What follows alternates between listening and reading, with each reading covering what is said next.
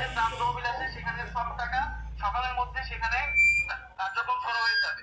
সকল প্রতিষ্ঠানকে বলে দেন যে যাতে, এবং আমি সকল প্রতিষ্ঠানকে আহ্বান জানাচ্ছি আপনারা দ্রুত সময়ের মধ্যে অফিসিয়াল কাজ শুরু করুন এবং যার যার জায়গা থেকে সকল দিক নির্দেশনা চলে যান। আমাদের এখানে যাতে আর কোনো নির্দেশনা আমাদের জায়গা থেকে না দেওয়া লাগে, যাতে ছাত্রদের আর কোনো প্রতিষ্ঠান এভাবে ঘেরাও করে দাঁড়িয়ে আদায় করা না লাগে।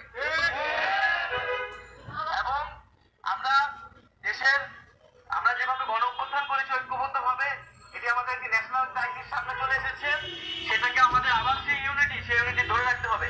সেই জায়গা থেকে সকল সামাজিক রাজনৈতিক শক্তিকে আমরা আহ্বান জানাচ্ছি, আমরা ব্যবসায়ীদের আহ্বান জানাচ্ছি যে আমরা সকলে একসাথে সেখানে যাতে যার যার জায়গা থেকে সর্বোচ্চ সক্ষমতা দিয়ে আমরা কাজ করব এবং আমরা বাংলাদেশকে রক্ষা করব। এবং আমরা জানি যে এই যে বাদ ফেলে দেওয়া হলো এবং একটি রাজনৈতিক জায়গা থেকে কিন্তু এই দুর্যোগটিকে নিয়ে আসা হলো বাংলাদেশে, সেই জায়গা থেকেও আমাদের এই রাজনৈতিক প্রশ্নটিকে কিন্তু মোকাবেলা করতে হবে।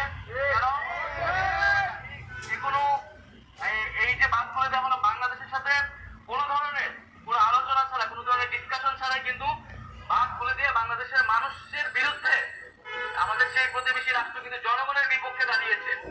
আমরা তার নিন্দা এবং প্রতিবাদ জানাই এবং আমরা আহ্বান জানাবো, যদি বাংলাদেশের জনগণের বিপক্ষে কোন রাষ্ট্র দাঁড়ায় তাহলে বাংলাদেশের জনগণও কিন্তু তার জবাব দিবে।